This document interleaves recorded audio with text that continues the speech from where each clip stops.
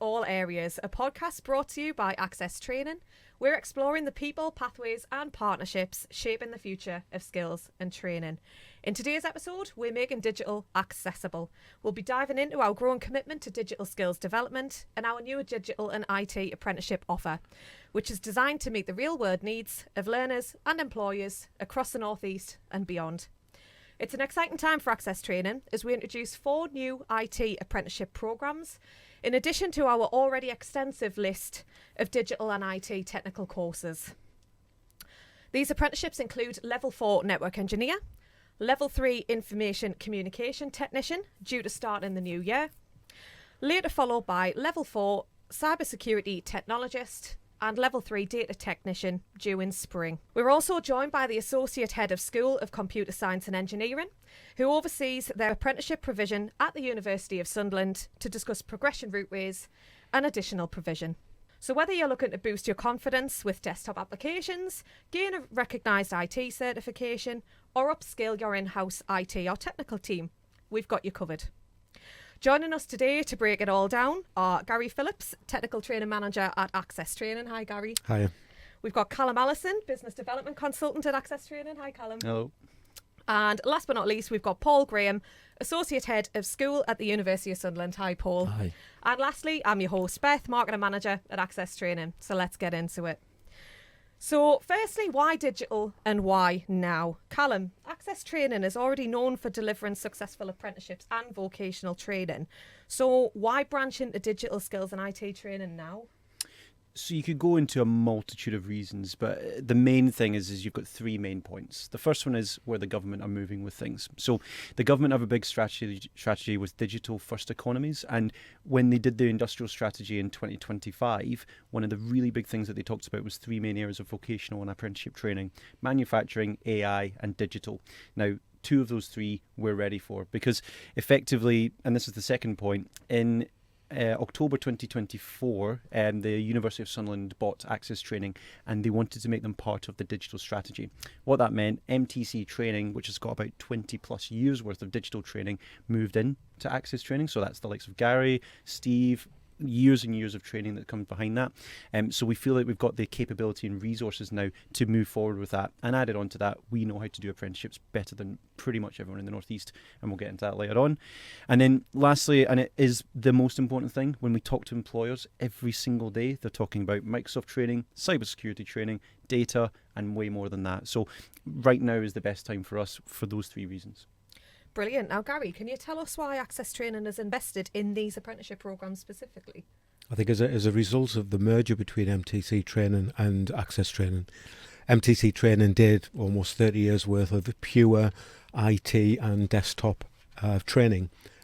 With that kind of resource and experience and knowledge, it's a perfect mix to combine that with the apprenticeships from Access Training. Brilliant. Now, Paul, we understand that the university offers a higher level programme that these apprenticeships basically can feed into. So that's DTSP, Digital Technology Solutions Professional, yeah? So could you tell us a little bit more about that? Yeah, so the university has been running digital programmes in apprenticeships for about 10 years, 11 years. And a few years ago, we moved to a new standard. So we worked with employers to relook at the modules, redevelop the modules. And we moved from 20 credits to 30 credits. So we were the first in the university to move over to the new 30 credit structure.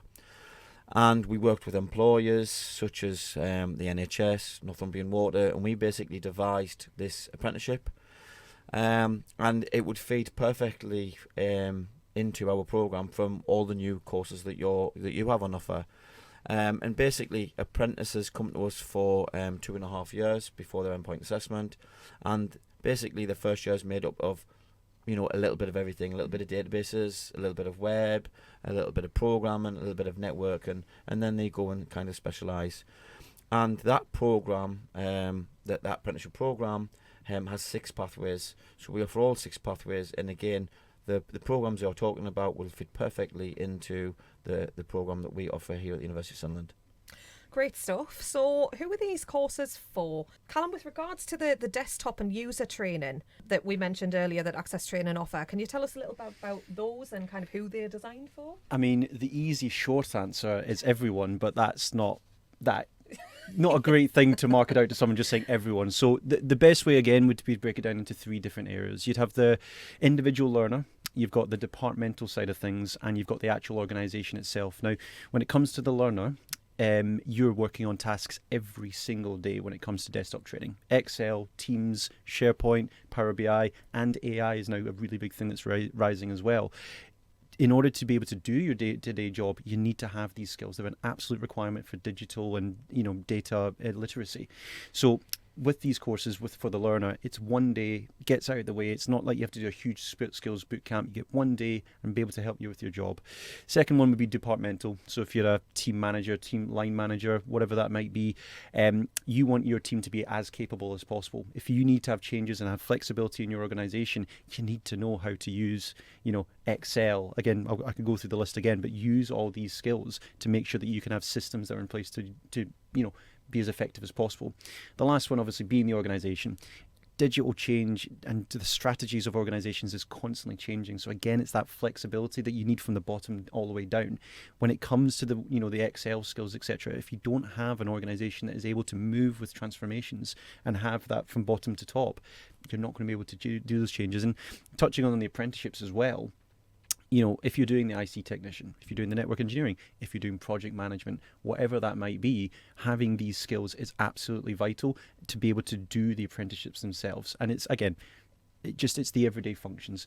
Last thing I would just say as well is that it will align with what the government strategy is and making sure that you're following government policy and you're not being left behind. Certainly. Now, are there any upcoming courses available? Absolutely. You can jump onto our website. We've got lots of courses, especially in Excel, Introduction to Power BI. Gary will probably touch on a bit as well. We do have the Azures, CompTIA courses that we're able to provide. But again, if you go into our website, www.accesstraining.org, be able to find it all on there. Now, Gary, for the technical short courses, so who are these designed to support and how? Really designed for organisations that don't want to have the commitment of putting someone on a full-term apprenticeship. Sure. If they're using a brand new product that they're just introducing into the workplace, or they have employed people who don't necessarily have particular skills or the necessary skills in a product, the IT short courses are there really to upskill people in specific products. Great stuff. And going back to the apprenticeships, who would you say those are designed for, and what types of learners do you think you'll see on the programme? The 2 main ones that we're starting off with, the ICT, is really designed for someone who's coming into a support role within a company. It could be someone that's completely brand new into IT, or it could be someone that's worked for a year or 2 in a particular role and just needs to get the formal qualifications.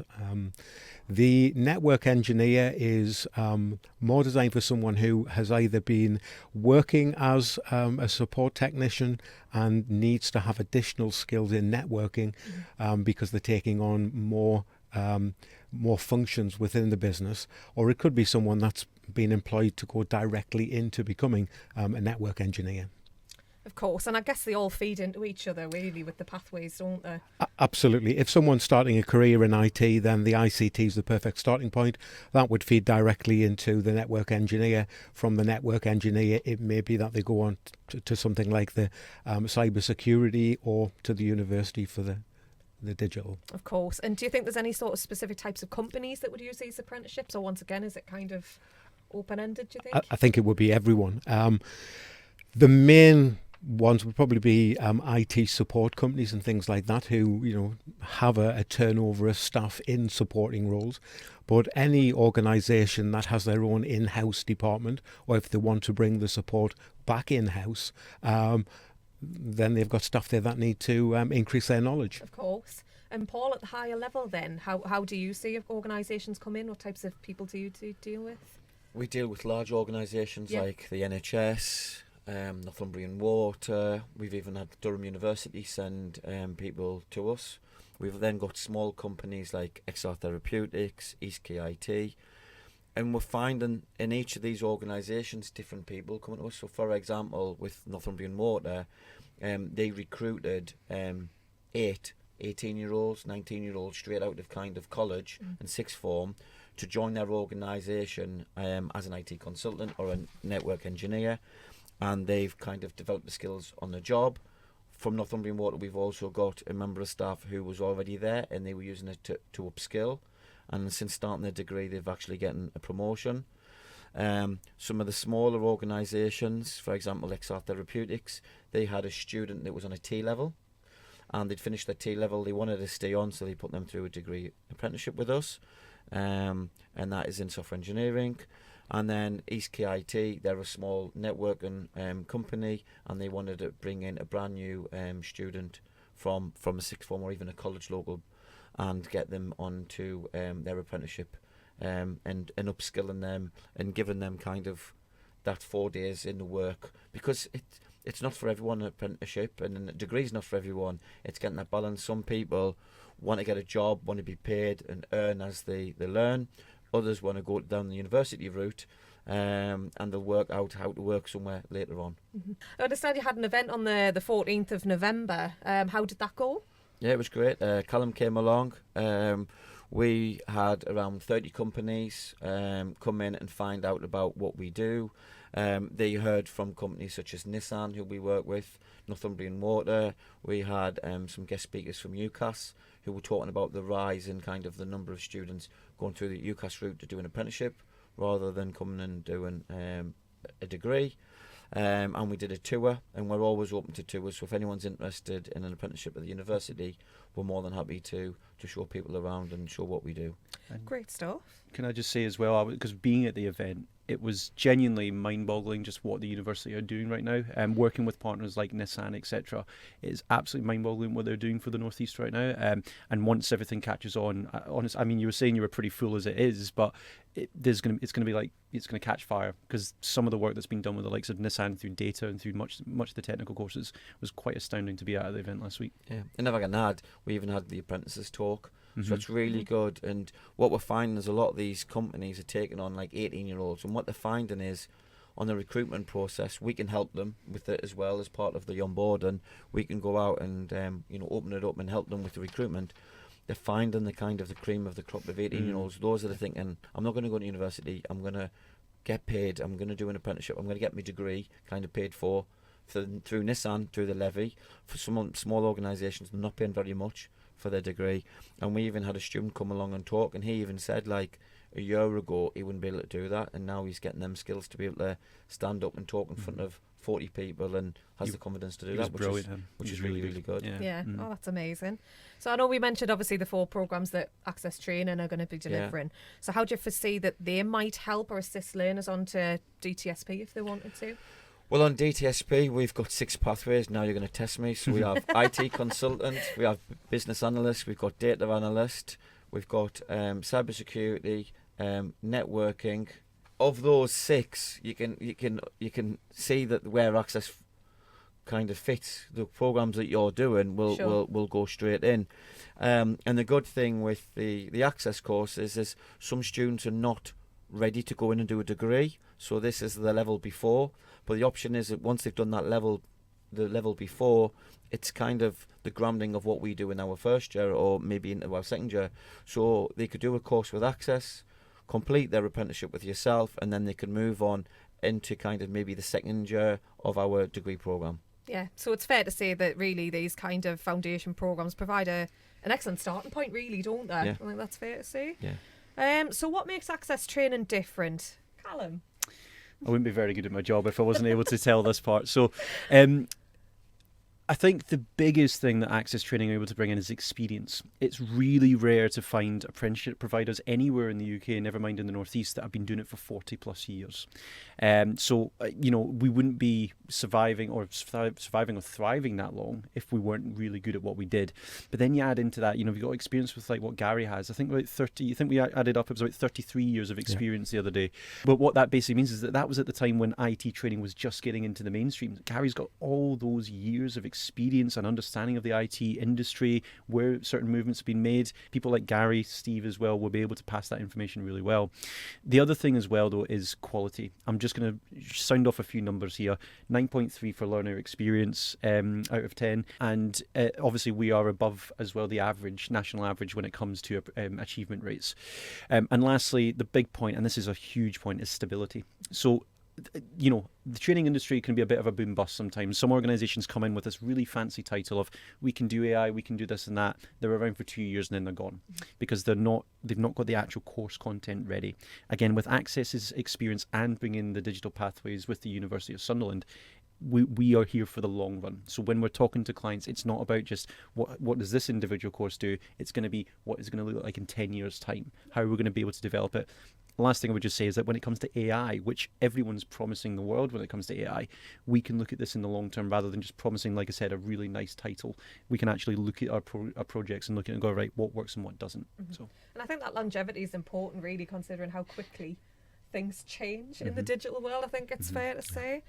But Gary, how are you delivering these courses to fit around kind of learner and employer schedules? Okay, well, all of the short courses that Access offer, ranging from 1 day, 4 day, 5 day courses, we can deliver them both face-to-face in the training centre, or we can do it virtually on an online platform. And with regards to the apprenticeships? And the apprenticeships, we've decided that everything will be done virtually online to make access to all of the resources easier, and their endpoint assessment and everything is done online as well. Great. And are those monthly sessions? Yeah, 1 day a month Great, over the duration of the apprenticeship. Great stuff. So what value is the learner employer going to get out of these programmes, do you think? Upskilling of staff, or introducing new staff to the particular skill. We can also provide additional enhancements to that with things like Power BI, AI, and give all of the learners that extra experience that they wouldn't normally receive. Sure, so it's those added value skills, really, Absolutely. isn't it? So, Paul, why is it valuable for learners to access sort of real-world, employer-informed training? I think because we've developed these modules with companies, it's what they're asking for. So, for example, Callum talked about AI. We have an AI module. You know, we're talking about the skills that's needed. You know, there's a shortage of cybersecurity, so all students do cybersecurity. Doesn't matter what pathways that they're on in terms of the apprenticeship, we're giving them some key modules that will help them in the workplace, and it'll help them for the future. Now, you ask about AI. What we teach in AI now, we won't be teaching next year or the year after. That will be changing. So again, you need to work with employers to find out what is the things that they're using. We've talked about Power BI. We've got a module on Power BI as well. And I think what we're talking about, we do at the university, you will be doing the same at Access, because you will be doing what the companies are wanting. You know, for these apprentices, it's also what they're learning in class at Access or at the university, they'll also be applying in the workplace. Sure. So it's good for them to kind of use the skills daily, but then also when they come to university once a week, that they're also developing those skills and keeping ahead, and also sometimes going back and going, oh, we've done this, and vice versa, because sometimes they've done something at work, they then bring that in the classroom and they can discuss that. And with digital, the skills are always changing and always advancing, and what they've been asked to do in the workplace is going to change as well. So it's about giving them the skills that they can, you know, help them in the workplace. And the employers will be happy because they're not going to university and doing something that's out of date. It will be benefiting their organisation. So if I give an example, Northumbrian Water, they have set the apprentices on different tasks to save money. And some of them are building dashboards that are on doing jobs that kind of people are getting asked to do every day. And they're now thinking, actually, if we can build something that does it for us, we're saving money. Now, that might have been something that they've been taught in a few different classes, as well as they might be using something that they've picked up at work and just combining the whole thing together to give them kind of something that's rewarding, that benefits them, that they can probably use as part of a portfolio for their apprenticeship, but then also it's helping the company because it's saving them money.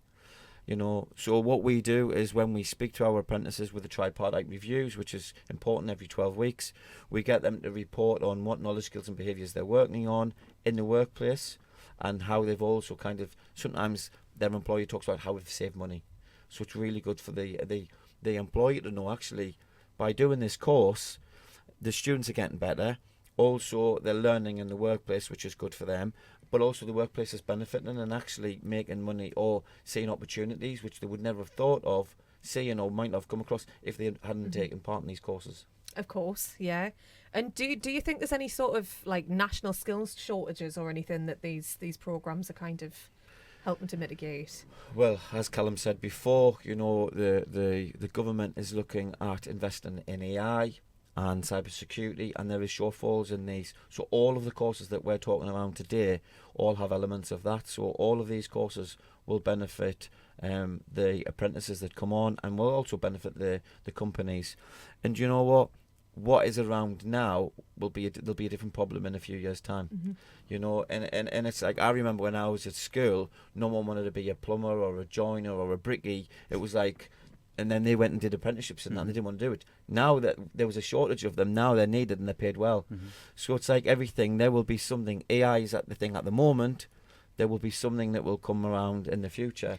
And again, it's about being able to adapt our courses to fit the changing needs of employers and what's going on in the digital world. Yeah. Just about the network engineering one specifically, I was having a discussion with one of the top providers of, organisations in the Northeast the other day about the network engineering, and there's a real dearth in the amount of people who are really trained up in network engineering. So if you're someone who's looking to get into these apprenticeships, there's a huge potential for you. I mean, we can't promise earnings, but there's a huge market that you can go into and be a real specialist in, where there's not a huge amount of specialists right now. So now's the time to get into them. And if I can add to that, sometimes the apprenticeship isn't the thing that they need to do. It might be a short call like a Cisco or a CompTIA or an ITIL. There's all sorts that just gets them going. And sometimes that's something that they just, sometimes it's a whole apprenticeship isn't for people. They just need little bits to get them up to speed. And again, that's on offer for yourself. So that's really good for people to think about. If an apprenticeship isn't for them, but they want to get into networking or cyber, there's these short courses. And I think the government's also going to look to change things with a levy. So from April 2026, they're looking at these apprenticeship units or these shorter modules, and then in the future you've got your lifelong learning, these 30 credits. So again, if people don't go down the apprenticeship route, there will be other options that the university and Access will be doing on offer for these people to then be able to pick up, go, right, we don't want to do a full apprenticeship, but we'd like to do this little thing or that little thing, which will help with AI or cybersecurity or networking or whatever, but there'll be something there for them. Of course. And thinking about the future, obviously in an ever-changing digital world, what skills do you think are going to be essential in the next sort of 3 to 5 years? Definitely understanding AI and how to use that in the correct way. Cybersecurity, have an understanding, because you always hear about cyber attacks, Marks and Spencers or British Airways. There's always people under attack, so there'll be more need for that. I think another skill that we're finding that more employers are asking for is basic communication skills, being able to present, being able to talk to people, especially in computing, being able to deal with clients, finding out from clients by speaking to them and finding out what their needs are, and then going and developing a system to meet their needs. So I think that's really a big one, is communication and being able to present, being able to talk and also listen and find out from people what they need. Great. Gary, any thoughts? Cybersecurity is for me the number one topic, not only now, but it's only going to get worse in the future. And as you mentioned, Marks and Spencers, Jaguar Land Rover, two big cases within the last 6 months that just highlight the fact that we need to be paying more attention to. And that comes from 2 points. You've got IT departments within an organisation who need specialisation. They're the ones that are protecting all of the IT infrastructure. But also, every single person, right from the receptionist to the dinner lady, needs to have an understanding of cybersecurity, because they are the weakest points that are going to lead to someone breaking into an organisation. So it's for everyone, not just the techie guys that are working in IT. Yeah, simple as a poor password, isn't it? Absolutely. Sometimes, yeah. Callum, any thoughts? It's kind of a combination of what they're both saying, but when it comes to digital skills, I know obviously AI, cybersecurity essentials in particular, really important areas. And I guess kind of touching on what Gary was saying there, we can't forget about the basic digital literacy of people in organisations. If, again, you can do the medium to higher level courses and that can get your IT team really well, in a good position, but digital skills is going to be across the board. It's got to be from the HR, the receptionist, a business admin individual, they have to have the skills that is there, an understanding of where cybersecurity is going, and making sure that you're sustainable as a business when it comes to digital skills. And it's the digital literacy skills are absolutely vital, because we're going to be going miles ahead when it comes to AI and training on stuff, but we can't leave people behind. We have to make sure we're all coming up at the same time. Also, with the likes of AI, in the world of hacking and cybersecurity, the people who are carrying out these attacks usually have a very, very high level of understanding and knowledge about how applications and systems work. With the advent of AI, you now can have someone with no knowledge at all about cybersecurity can perform these attacks. They'll perhaps fail 99% of the times, but that one time is when they get in. Whereas from the security analyst point of view, if you use AI to protect your network, it's going to fail 99% of the time. And you have to make that 100%. So more skills are needed. I think if I can add to that, if you think now people are using AI to kind of help them write reports and help them do their job, what information are they putting into AI that then could be leaked or could be used to attack them? You know, Absolutely. People aren't thinking about that. They think, I need a report, I'll put this information in. The information they're given could be really confidential, shouldn't be going onto a server. Someone could then get at that server, they've got that information, you know, and can get into a company as well. I think that kind of emphasises the need for training in those areas to make sure that you're using it effectively but be safely. But Callum, if someone's listening and wants to upskill, how would they get started, and how would they know what course is right for them? So obviously you can just get in contact with us, giving us a call, or you can send us an email. But if you're doing a bit of window shopping first and you just want to see who we are and how we're doing it, you can go to our Access Digital Hub, in which case you have all of our short-term courses, all of our technical courses that Gary does, and our apprenticeships on there as well. And then once you've had a bit of a look, or even if you feel confident right now, you can send us an email. And in which case, once you get in contact with us, we have all of the skills scans, everything ready there for, you know, for employers basically. So we do skills scans, we do one-to-one mentorship, we do learning reviews as well. The biggest thing that we can offer is the free recruitment service. In doing so, you know, if anyone's got apprenticeship or if they've got vacancies that they're looking to get people on, we can provide that. Brilliant. And Paul, if anyone's interested in discussing DTSP or any other high-level apprenticeships, how would they get in touch with yourselves? Yeah, just contact us on email, apprenticeships@sunderland.ac.uk, or just, you know, get in touch with yourselves, and Callum and myself work closely together. And then what we tend to do is get people to come in, do a tour. We've spent £3 million on our facilities recently, and we basically just walk and talk about what we do, you know, and what we can offer.